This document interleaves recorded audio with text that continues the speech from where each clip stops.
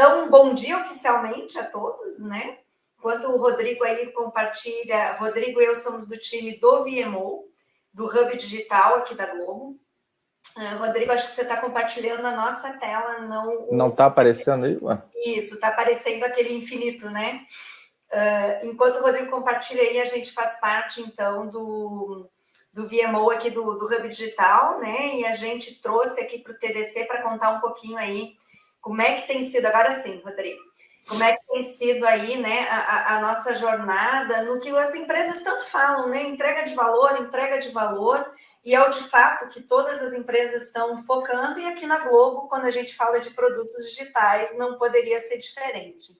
Então, a gente começa a nossa história, né? Pode passar, Rodrigo. A gente começa a nossa história em 2018, quando teve o Tech Vision, que foi justamente, né, um estudo aí de estratégia mesmo para a Globo, de posicionamento, né? A gente estava vivendo aí o grande momento de, né, transformações digitais, streamings, enfim, tudo isso que a gente vem vivendo aí no mercado.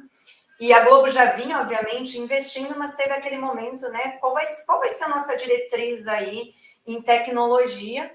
Aonde, então, 2019, é lançado o Hub Digital, aonde a gente tem todos os nossos produtos digitais dentro do Hub, mas não só tecnologia. Se a gente quer falar, né, de ter um fluxo mais fluido de trabalho, de entrega de valor, a gente precisa ter, então, tecnologia e negócios junto. Foi quando inicia, então, aí a jornada do Hub Digital. Começou primeiro com a área de advertising, né, de publicidade, onde se tinha em torno de 200 e poucas, 300 pessoas fazendo o onboarding aí para dentro do Hub Digital. E agora, 2022, a gente sempre bota um mais na frente, né, Rodrigo? Porque a gente está todo mês recebendo aí novos times, então a gente tem aí, se eu não me engano, acabava de virar mais 2 value streams, acho que a gente já está com 6, por isso que está mais 4 aí, mais menos umas 6 value streams. Com isso, a gente já está mais ou menos com uns 34 programas, 180 times, e com certeza aí a gente está com mais de 1.700 pessoas, beirando aí talvez quase 1.900, e o que a gente tem o símbolo ali em cima é representando um pouco aí da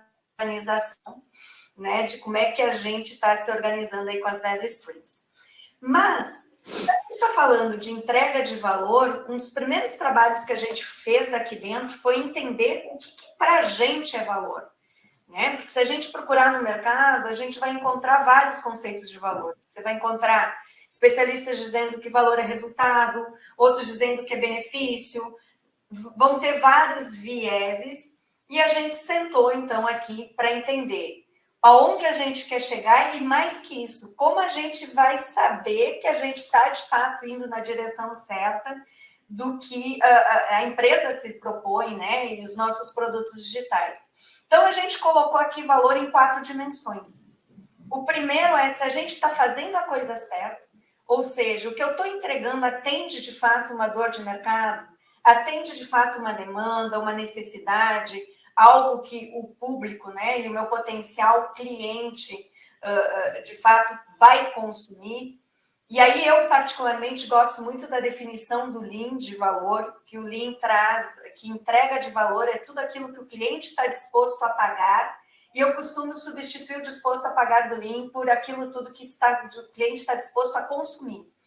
Então, a eficácia está muito ligada a esse viés, ou seja, está tendo tração, as pessoas estão consumindo, e a gente vai falar um pouquinho de algumas métricas que a gente usa para a gente poder acompanhar se de fato a gente está tendo eficácia. O segundo viés, ele vem no estou fazendo no tempo certo.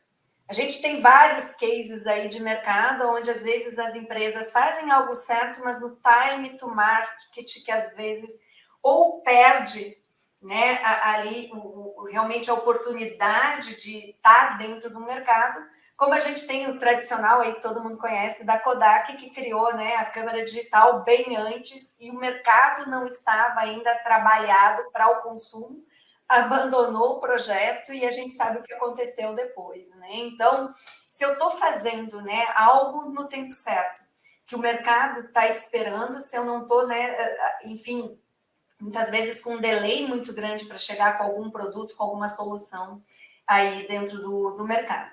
Mas fazer a coisa certa, no tempo certo, ainda não garante que exista a percepção de valor. Ainda não vou ter essa garantia, porque eu preciso saber se eu estou entregando com qualidade. Às vezes eu posso fazer algo certo, no momento certo, mas cheio de defeitos, cheio de problema, cheio de bugs, e aí a experiência com certeza não vai ser boa, né? E eu posso estar aí, enfim, né, perdendo a oportunidade de ter mais clientes e mais pessoas consumindo, ou pior que isso. A gente sabe que a principal marketing é o boca a boca e as pessoas estarem aí, principalmente nas plataformas, redes sociais, não falando tão bem aí do nosso produto, da nossa solução. Então, é um outro viés que a gente busca aqui também acompanhar dentro do Hub Digital. E o último viés é o que todas as organizações falam hoje do Customer Centric, mas mais que isso, né? É como é que está a experiência do consumidor, e eu vou mais longe.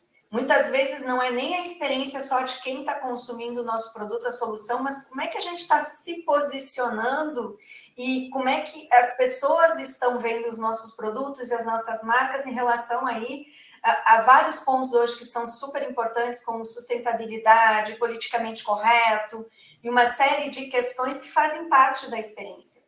Porque a experiência ela não é só de ponta a ponta, né? Porque quando a gente fala tipicamente aqui da experiência do consumidor, é desde, né, de uma pré-venda, um atendimento, aí quando ele faz a aquisição do produto e o serviço, o uso que ele faz do produto e serviço, o pós-venda, né, onde ele vai ter um atendimento ali de uma dúvida, de um help desk, mas a gente sabe que no mundo de hoje vai muito além da experiência de quem está consumindo o produto, mas da mensagem e a imagem que a gente passa com os nossos produtos e serviços para o mercado. E aí, Rodrigo, se puder passar. E aí, quando nasce, então, o Hub Digital, se percebe que se a gente tem um grande foco de entrega de valor, nasce junto aí o nosso VMO, que é o Value Management Office, onde a gente tem como papel, então, né, como eu comentei ali, são várias value streams, a gente tem vários programas que estão, né, ali trabalhando com a sua cadeia de entrega de valor, mas a gente trabalha como um conector aqui para entender, né, como é que a gente está enquanto hub digital e até para promover essa troca de experiência mesmo, né, entre cada uma das value streams que a gente busca no Agile Escalada é justamente a quebra de silos. Né? A gente encontra aí vários artigos no mercado, inclusive falando de alguns silos ágeis, né, onde você acaba se fechando num grupo, poderia ser uma value stream, um programa e etc. O VMO vem muito para fomentar também essa troca, mesmo em cadeias de valores diferentes, para buscar uma visão aí, enquanto hub digital, nesses 5 aqui pilares, né, que a gente tem trabalhado, que é métricas, que é onde o VMO começou o trabalho, né? Começou numa das áreas, a gente vai detalhar um pouquinho aí essa jornada.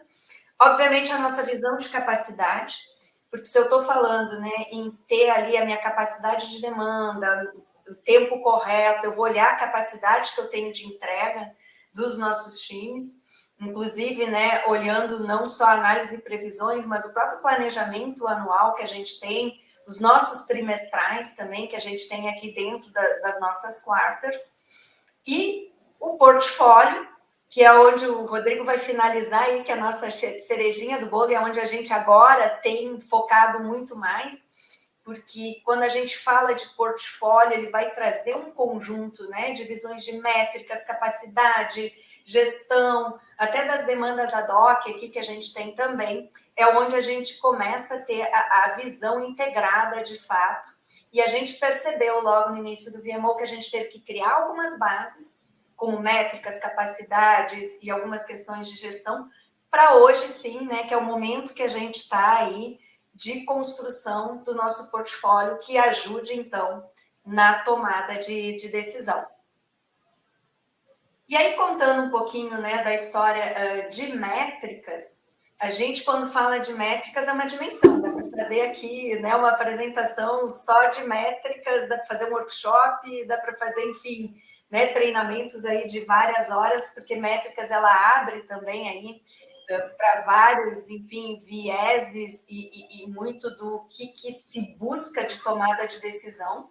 Então, o primeiro ponto que a gente, né, tem que ter aqui, divisão de métricas, métrica eu não devo olhar ela individual, né? Ela é algo que eu vou olhar de forma ali, que eu faça correlações, e para isso a gente tem aqui no Hub Digital, a gente vem trabalhando, então, 3 grupos de métricas, vamos dizer assim, onde a gente iniciou o nosso trabalho com as métricas de eficiência, onde a gente busca, então, ter, né, o Rodrigo vai aprofundar um pouquinho mais aí sobre quais foram, né, as nossas premissas e também referências sobre métricas, mas é justamente para a gente entender a nossa eficiência do processo, quando a gente fala das métricas Lean, onde eu tenho ali os tempos do meu ciclo, né, seja desde quando o cliente pediu, que é o lead time, né, entrou ali uma demanda, um pedido, e até o momento que chega na mão do cliente. Então, a gente chama aqui de lead time médio,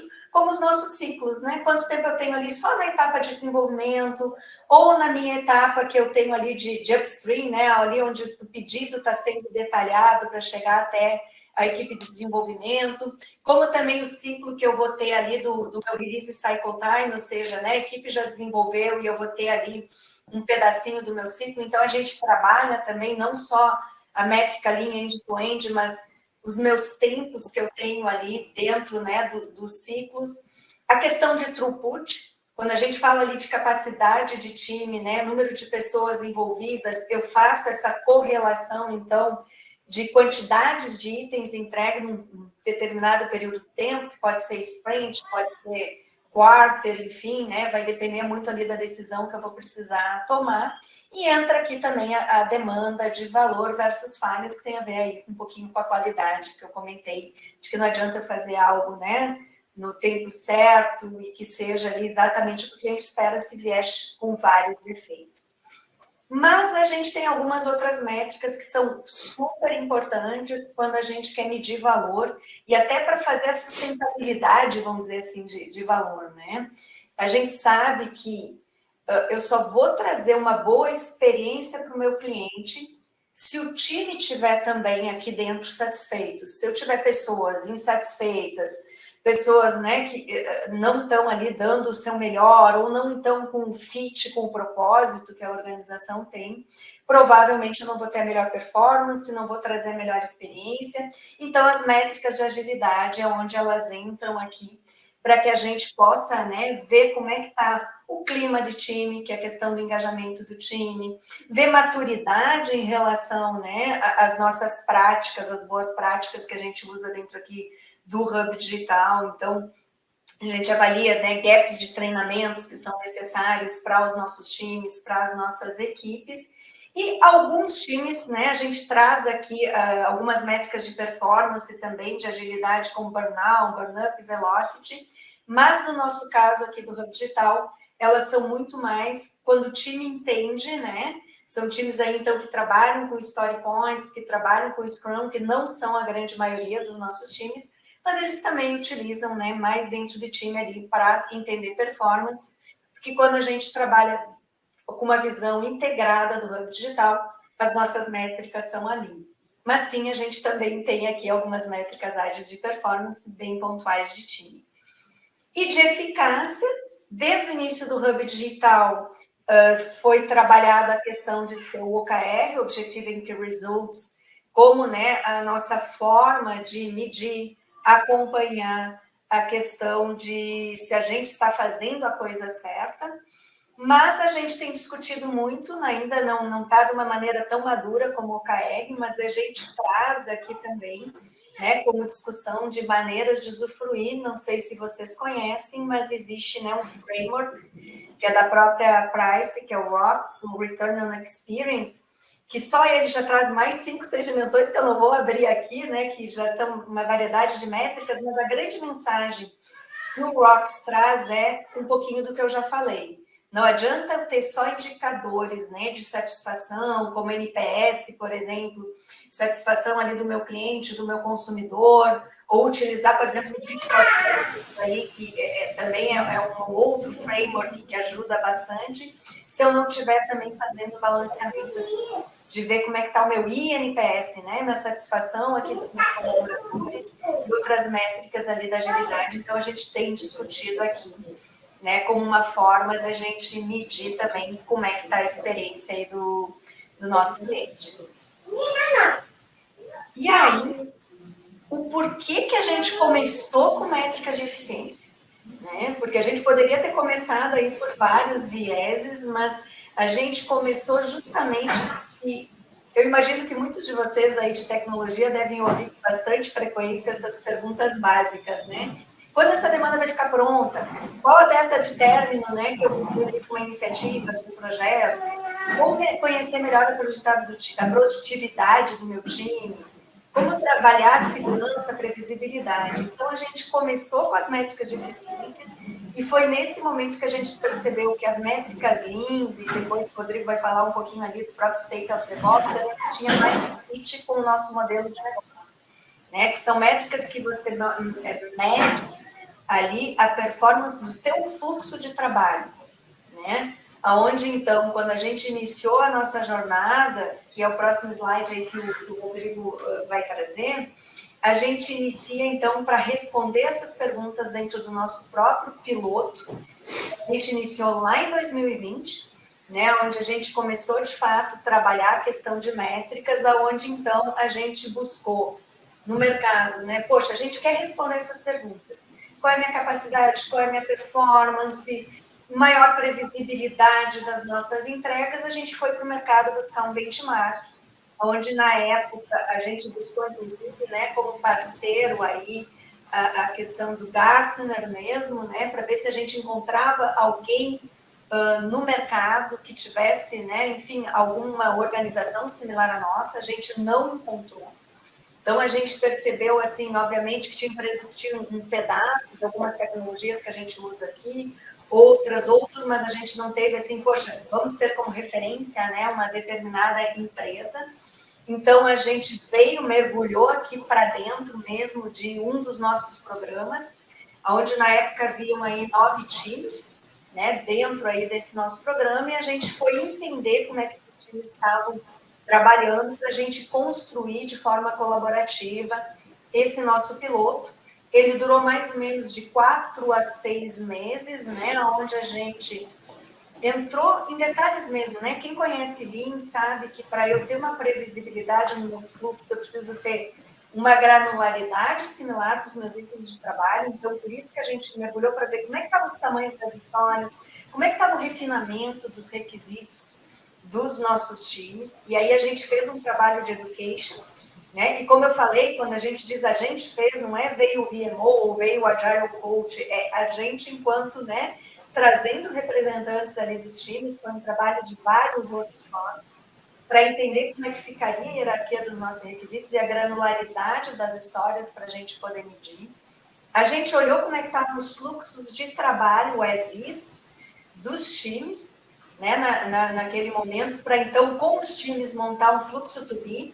E aqui entende-se, não é que todos os times ficaram com um fluxo igual, mas quais os mínimos, né, de estacionamentos ali, de 3, 4 estacionamentos, que o Rodrigo vai mostrar depois ali, para eu poder fazer a medição, né, dos meus tempos, para então aí a gente começar, né, a medir e construir ali dashboards, que a gente começou com o EasyBI dentro ali do próprio Gira, né, e a gente descobriu que o piloto teria que ser reduzido, então a gente não fez no piloto uma medição de performance dos times, mas a gente pegou uma grande entrega que era cross times, onde a gente fez então essa medição de performance daquele entregável, que ele teve ali 3, 4 meses de duração também, então onde os POs nos ajudaram a mapear, né, todas as histórias dentro do Gira que faziam parte daquele entregável, para que a gente definisse os itens elegíveis e aí sim gerar as nossas visões ali de realmente de performance baseada aí principalmente na métricas Lean e do State of DevOps, para a gente poder criticar e nos conhecermos para depois então aí fazer, né, a expansão para dentro do Hub Digital, que é um pouquinho aí da história que o Rodrigo vai contar, porque nessa época ainda estava dentro do programa, que eu estava como Agile Coach, e aí foi migrando para dentro do VMO. Mais tarde eu fui para dentro do VMO, onde eu estou hoje com o Rodrigo, onde a gente toca aí outras iniciativas. Rodrigo, com você aí para contar a continuidade aí dessa nossa jornada. Legal, vamos lá que a gente está com o tempo apertado aqui. Pessoal, vocês viram que a nossa apresentação ela tem um peso muito grande aí na parte de métricas, né? Porque esse é um trabalho que a gente já vem desenvolvendo há 2 anos, né? Desde o início do Hub Digital mesmo, quando o Hub Digital foi construído, e a gente entende que esse trabalho ele é a fundação para algo maior, que é o que a gente está buscando aqui, que é de fato ter uma gestão de portfólio eficiente, né? Entender como é que está todo o ciclo de vida dos nossos produtos, como a nossa cadeia de valor está estruturada para gerar valor, né? E então, pensando nisso, né, nós estabelecemos algumas premissas no início desse trabalho, né? Eu não vou citar todas aqui, mas eu vou elencar algumas que a gente acha mais importantes aqui, né? O trabalho de métricas, a gente precisava gerar essas informações por iteração. E por iteração aqui, vamos de forma bem simplista dizer esse é o período de 2 semanas, tá? Como a Carla falou, a gente tem times aqui que atuam com Scrum, com Kanban, enfim, há uma liberdade para os times se organizarem da forma que eles entendem melhor. Então, a gente precisava que essa medição fosse feita em períodos espaçados e recorrentes, para a gente garantir que os times teriam ali insumos suficientes para entender como é que eles estão evoluindo ao longo do tempo, né? Então, essa é uma das premissas mais importantes, né? Dar informação, empoderar os times para que eles possam fazer uma avaliação, uma autorreflexão, e aí, em conjunto, né, estabelecer ações para melhorar ao longo do tempo, né? Um outro ponto que a gente julga aqui super importante é que nós nos inspiramos no mercado, nós não copiamos o mercado. Isso é muito importante, que a gente vê em algumas apresentações por aí, algumas pessoas tentando pegar modelos que foram aplicados em determinadas empresas e simplesmente replicá-los internamente, e a gente sabe que isso não funciona, né? Cada empresa tem uma dinâmica própria, tem características próprias, e isso pode, muitas vezes, gerar uma certa frustração. Então, nós buscamos, sim, referências no mercado, State of DevOps, o próprio Gartner, como a Carla comentou, e nós adaptamos as soluções para o nosso contexto, para garantir que a gente, assim, está trazendo algo que faça sentido para a nossa realidade, que a gente possa, de fato, trabalhar com aquilo que a gente estava propondo, tá? E aqui também contribuir para a cultura de gestão de valor e performance, né? Isso é algo que a gente bate muito na tecla. Nós estabelecemos alguns fóruns internos aqui, depois que esse trabalho ficou mais maduro, para discutir o tema de métricas de forma específica.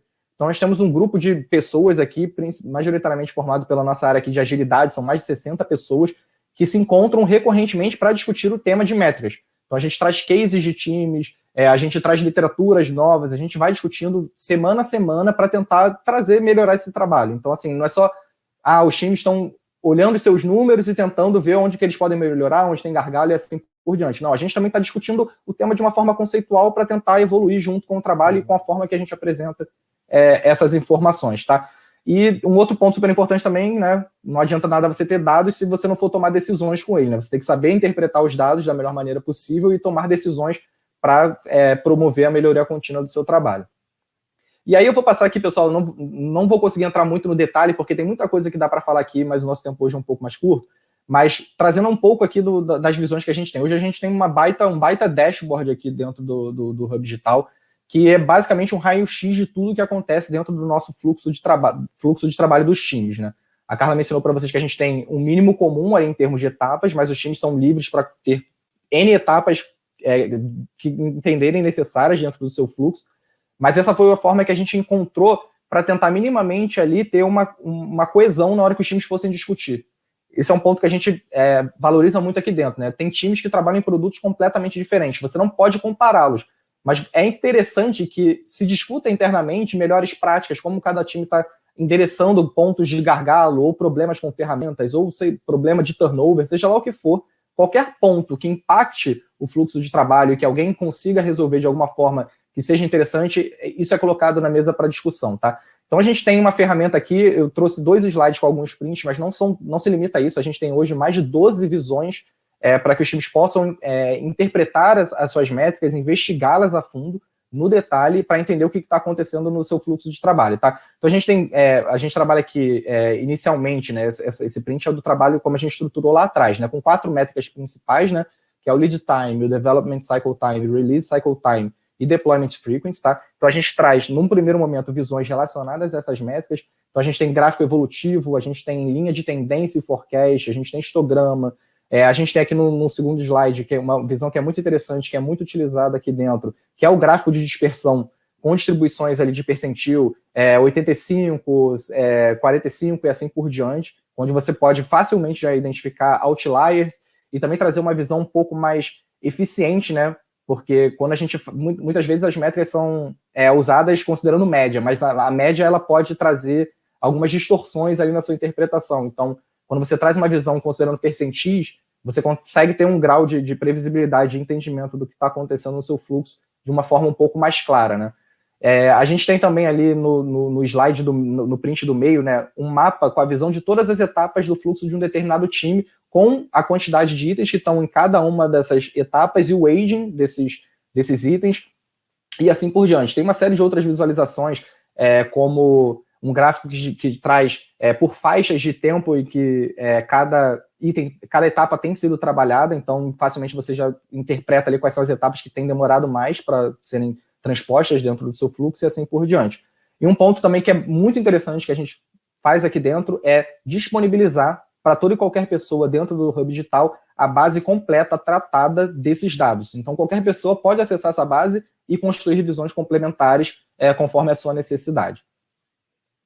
E aí, o que esse trabalho, como eu falei, foi uma fundação para o que a gente está propondo para algo maior aqui dentro do Hub Digital, né? O que ele vai ajudar na gente entender como está a otimização da nossa entrega de valor, né? A partir dessas métricas e de todo esse raio-x do fluxo de trabalho, a gente consegue fazer uma conexão e compartilhamento com a estratégia dentro aqui do nosso grupo, né? A gente tem um contato muito mais próximo agora com a área de negócio e consegue garantir e entender como que cada item de entrega impacta nos nossos OKRs e assim por diante, tá? Então a gente vai conseguir também promover visibilidade e transparência em tempo real, apoio à tomada de decisão, promover cultura voltada a valor e otimização da entrega de valor.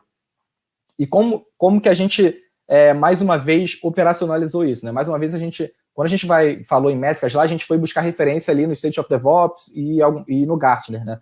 Quando a gente fala de gestão de portfólio, que é algo mais complexo e que a gente não tem isso muito facilmente encontrado no mercado, né? Muitas empresas ainda estão com dificuldade nesse processo, e também é o nosso caso, a gente tem que fazer uma pesquisa muito mais extensa, né? Então a gente fez benchmarks com algumas empresas, a gente olhou aqui internamente para a Globo também, a gente foi buscar em frameworks de mercado mais consolidados, para tentar entender qual era a melhor forma da gente organizar aqui internamente. E o que a gente acabou fazendo foi fazer um setup inicial aqui no nosso Gira. Como eu disse, os times aqui dentro têm liberdade para trabalhar em termos de ferramentas, em termos de metodologia a ser utilizadas. Então, a gente tinha times que internamente se organizavam para ter seus OKRs no Excel, outros utilizavam plugin, outros não tinham nenhuma forma de organizar os seus OKRs, então a gente fez um setup no Gira Software, a gente customizou o Gira com alguns tipos de item que representassem os OKRs para que a gente pudesse fazer o link com os itens de desenvolvimento. Tá? Então, a gente hoje já tem algumas visões para a gestão de portfólio, é um trabalho que está em andamento, a gente ainda está construindo, a gente está experimentando muita coisa, está validando muita coisa, então certamente essa aqui não é a visão final, daqui a 2 meses a gente vai ter algo completamente diferente, mas a gente já consegue acompanhar de forma automática, em atualização em tempo real, como é que está o status dos nossos OKRs, o check-in dos key results, quais iniciativas estão conectadas a esses OKRs, então épicos, features e até o nível de histórias. A gente consegue ter uma visão de roadmap macro das features, né? Muita gente... É bem macro mesmo, assim, quando a gente fala em roadmap, né? Muita gente não gosta de roadmap, mas quando a gente olha de forma muito macro, ele pode, talvez, ajudar a ter um entendimento ali de como que está a evolução dos nossos trabalhos. E a gente consegue entregar isso de forma agrupada, tanto por value stream, como por tema, como por pilar, por programa, até mesmo por time, se for necessário. E a gente também está começando a incorporar agora as métricas a essa visão aqui de portfólio. Então, vocês podem ver que a gente foi conectando uma série de itens que a gente tinha aqui dentro do VMode trabalhando, capacidade, métricas e assim por diante, e trazendo a visão completa aqui do portfólio, tá? E aí, o que a gente já tem aprendido ao longo desse caminho, né? É uma jornada, esse é o ponto principal. A gente está muito longe de ter uma solução perfeita, talvez essa solução perfeita nem exista, cada dia é um dia novo, a gente aprende algo novo, a gente revisita o que a gente já fez e entende, pô, cara, não é esse o caminho, vamos mudar, vamos fazer algo um pouquinho diferente, a gente conversa com muita gente e a gente vai mudando. Então, assim, é uma jornada longa e a gente espera trocar muito com o mercado ainda para tentar ver o que as pessoas estão fazendo, o que está funcionando, o que não está, para melhorar cada vez mais. A importância do bottom-up. O bottom-up, quando a gente diz aqui, é no sentido de, cara, envolver todo mundo que está envolvido no processo, e que isso não venha de cima, né? Como se fosse uma ordem dos executivos de que a gente precisa ter isso, né? A gente envolve quem está embaixo para ver o que de fato faz sentido, o que está acontecendo ali na nossa cadeia de valor, até chegar na nossa estratégia, e aí a gente consegue fazer uma conexão mais eficiente, né? Um ponto, cara, super importante, importância de patrocinadores. É muito importante que os nossos stakeholders, principalmente quando a gente fala ali em conexão com área de negócios, executivos, eles estejam abraçados com a iniciativa, né? Eles são peças fundamentais dentro desse processo. De nada adianta a gente saber o que está acontecendo ali no nível mais baixo ali de desenvolvimento, se a gente não conseguir fazer essa conexão de forma mais clara, né? Tudo tem que fazer sentido, né? Então, esse é um ponto importantíssimo. E visão sistêmica também, transparência e conexão da nossa operação. Eu acho que é isso. Eu tentei, assim, não ultrapassar muito tempo, pessoal. Vocês fiquem super à vontade para mandar as perguntas de vocês, nos procurar para compartilhar, tá? Esse aqui é o nosso time do VMO, só fazendo um shout-out aí para a galera que trabalha muito ferrenhamente aí para a gente conseguir evoluir com esse trabalho. Não se resume só a esse grupo aqui, tá? Tem diversas outras pessoas da área de EVPM envolvidas. É um trabalho muito árduo, mas a gente tem certeza que a gente vai conseguir desenvolver coisas bem interessantes ao longo dos próximos meses aí. E é isso. Esses são os nossos contatos.